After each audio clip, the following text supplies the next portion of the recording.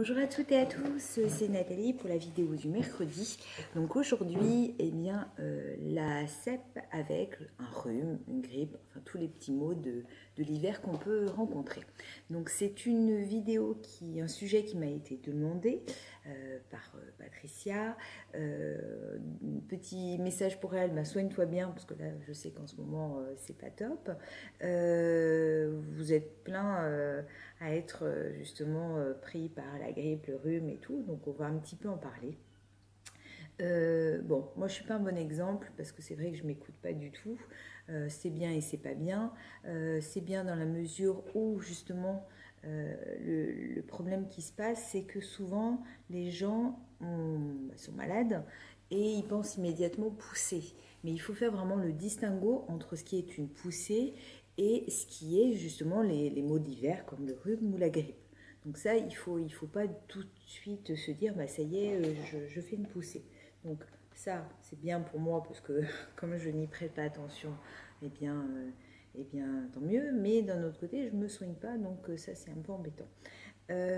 Alors, ce qui est important, parce que j'ai un petit peu travaillé, après que j'ai échangé avec Patricia hier, j'ai un petit peu travaillé sur justement les problèmes qu'il pouvait y avoir.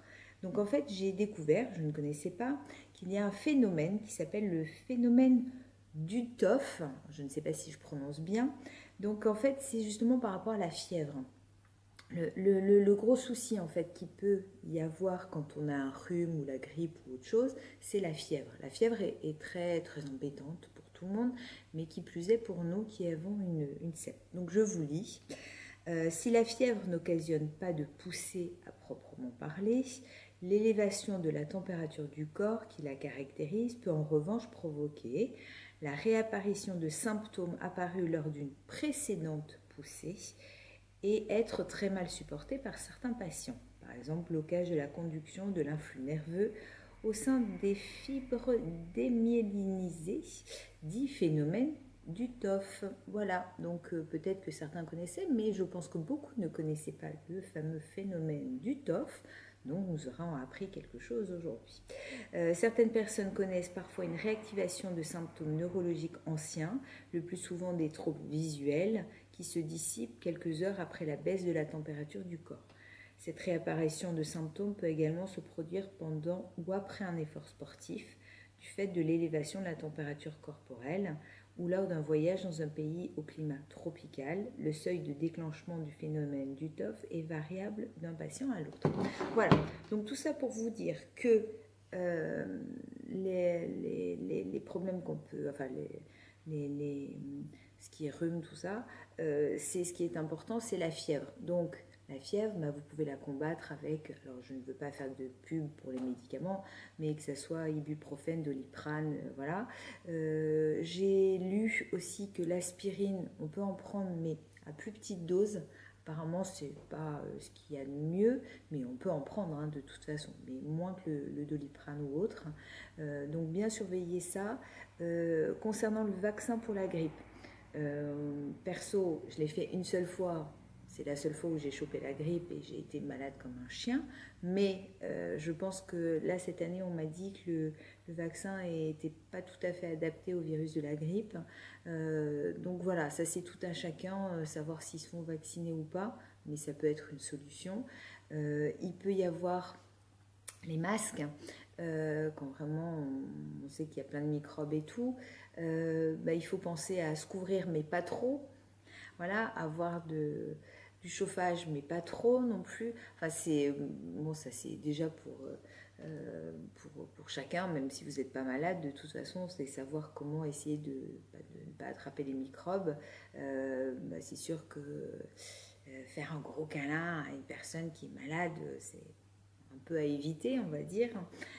Voilà, donc ça c'est les trucs que chacun connaît. Mais ce qui est important pour nous, vraiment, c'est par rapport à la fièvre. La fièvre, il faut essayer de la faire descendre le plus vite possible, puisque là, ça peut donc réactiver des symptômes. Donc voilà. Donc j'ai pas vraiment de trucs parce que je vous dis, moi je suis très mal placée puisque je ne m'écoute pas, je prends jamais ma température et pourtant des fois j'ai vu des médecins et qui m'ont dit vous avez de la température, j'ai dit non et puis j'étais en fait à quasiment 40. Donc c'est vrai que voilà, j'ai le tort de ne jamais m'écouter, de prendre un Doliprane à l'occasion, mais c'est vrai que voilà, comme je vous disais, c'est bien et c'est pas bien.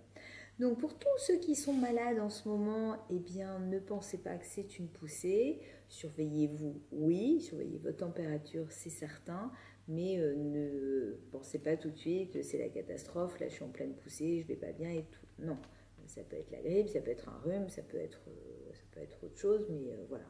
Donc c'est vrai que bah là, notamment dans l'Est, je crois que vous avez des températures abominables.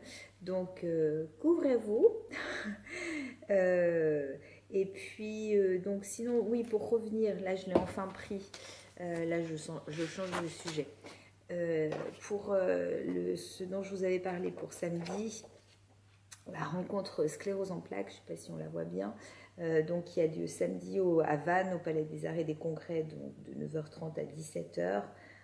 Donc il y aura le professeur Gillédan, professeur Gallien, professeur Laplot, docteur excusez-moi, je prononce très mal, professeur Le Carvosin, madame Irène Brunet, enfin bon, il y a beaucoup de monde, donc c'est avec l'association Neuro-Bretagne, voilà. Donc, bon, moi perso, je crois que je ne vais pas y aller finalement, parce qu'on m'avait demandé si on allait m'y rencontrer.